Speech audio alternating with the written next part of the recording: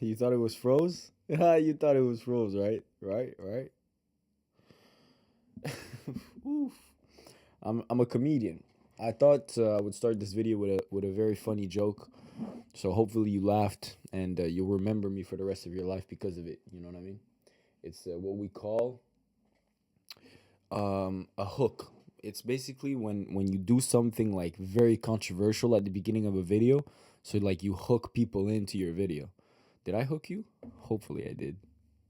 It's February 14th, guys. It's Valentine's Day, and I'm lonely as hell doing a prediction video.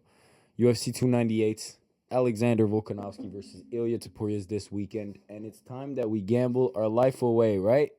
Right, guys? Bet 365, DraftKings, whatever you want to do it. Just take a notepad, write down all my picks, and just trust me. Trust me. You will build generational wealth this weekend. You will change your life completely. And yeah, just throw in your mortgage or your life savings, whatever, all that you need to do, and change your life. I'm just kidding. Sarcasm. This is not funny. Let's just be serious. All right. Not we don't need to gamble. We're just doing this for fun. All right. First fight of the main card is Anthony Hernandez versus Roman Kopylov. Great fight, very interesting matchup. I feel like the matchmakers did their jobs for this one.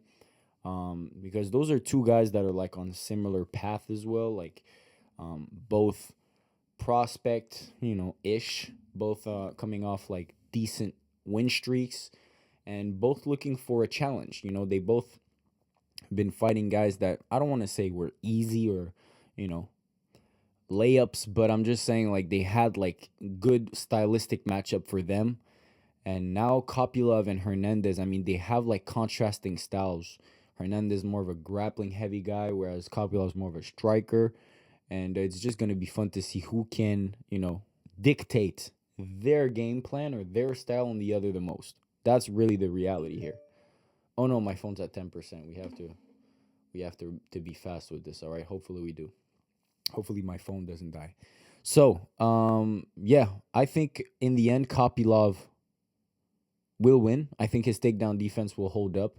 And I think on the feet, Kopylov just has a bigger edge, a bigger skill gap than like on the feet. So I'm picking Kopylov to win by TKO in the second round. I think he's lethal. I think he's very, very accurate with his strike. And yeah, I don't think Hernandez is going to be able to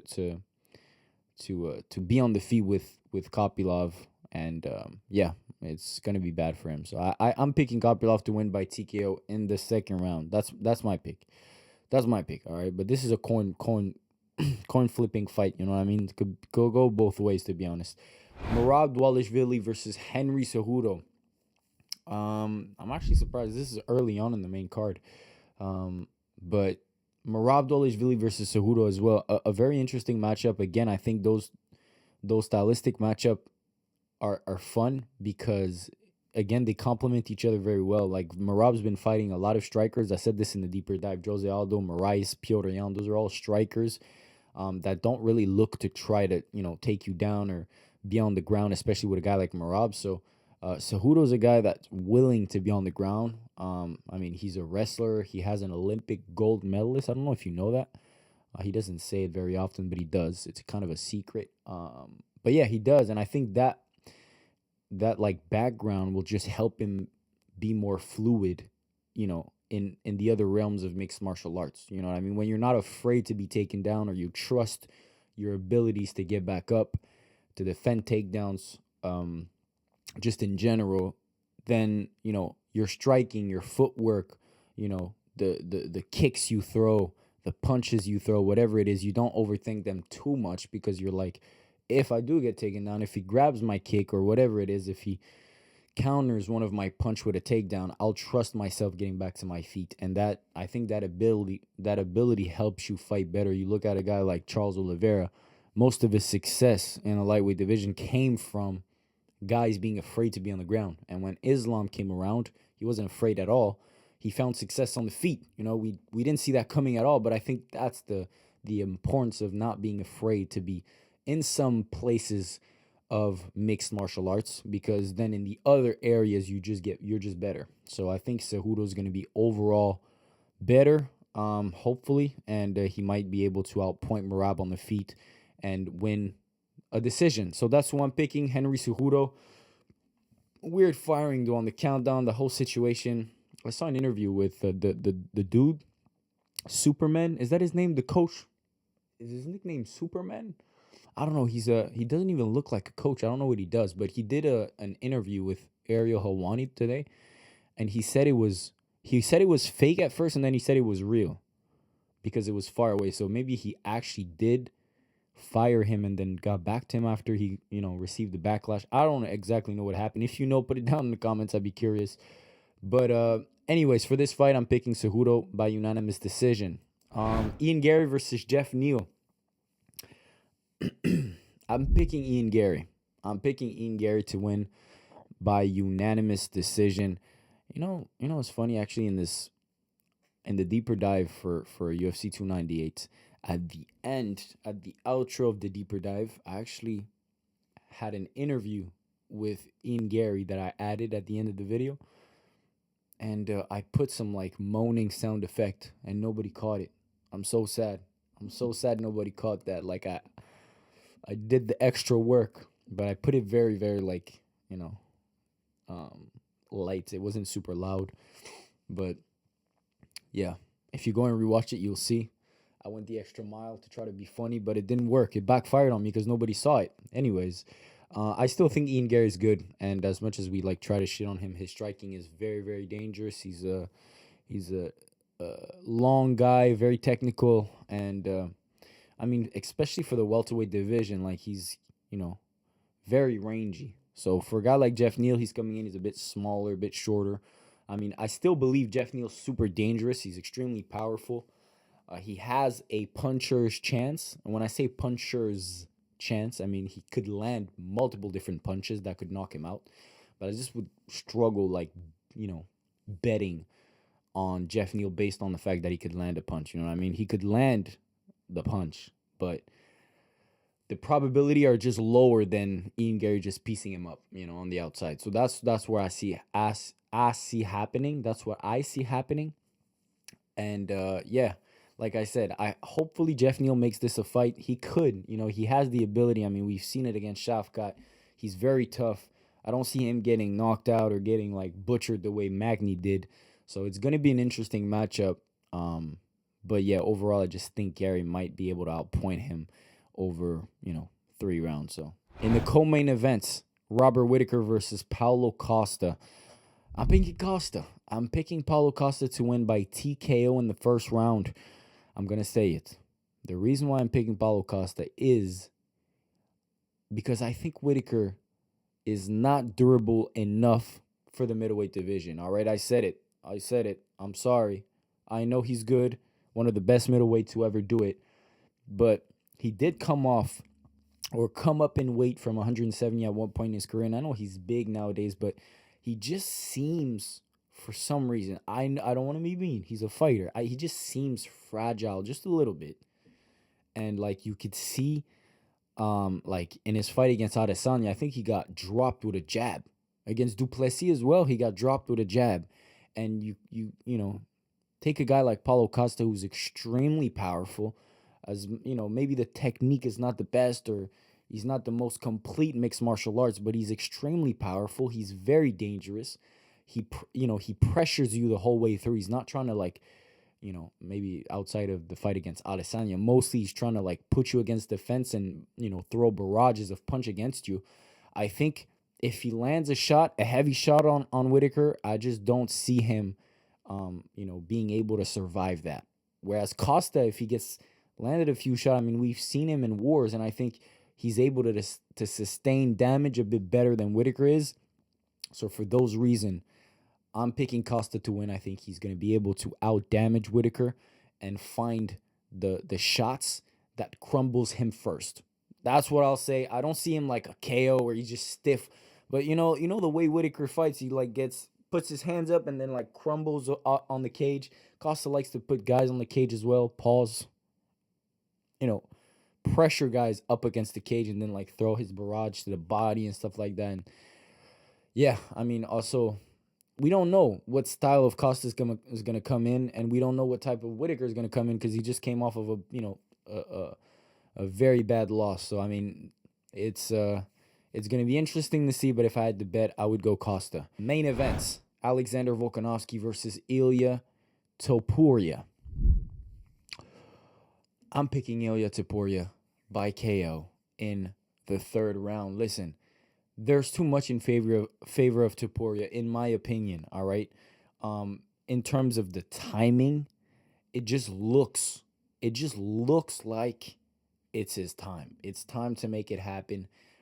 We've seen, obviously the confidence and the way he's been talking about this fight. It's original. Like we've rarely seen a guy talk like this about, especially a long reigning champion like Volkanovski is.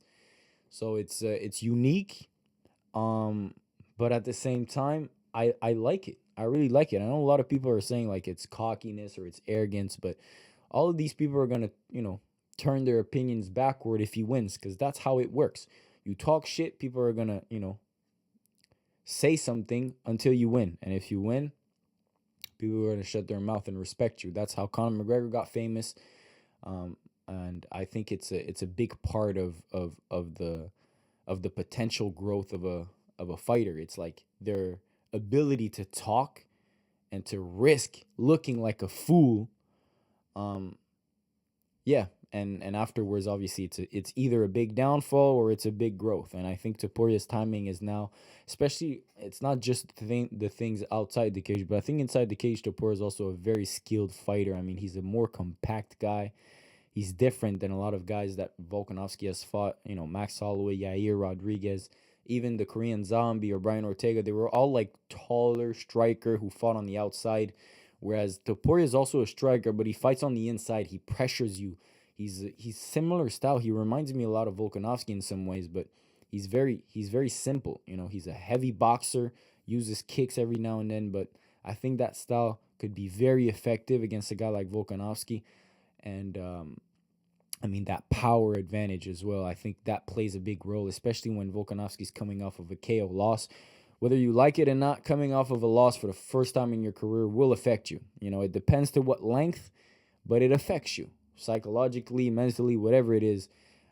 So after you get hit, I heard something about I think it was an interview from a long time ago. Chuck Liddell said something like after he got knocked out the first time, his brain would shut down easier and faster after for precaution. And I'm just going to trust this piece of information to explain my picks here, right? Blindly, I will trust this blindly, but it just makes sense, right? I'm not saying it's an absolute fact, but I'm just saying overall, your confidence level is definitely going to drop after getting knocked out for the first time. And yeah, coming into a fight, I mean, I said the same thing when Yair Rodriguez came in at UFC 290. I thought coming off of a loss, he was gonna be bad and stuff like that.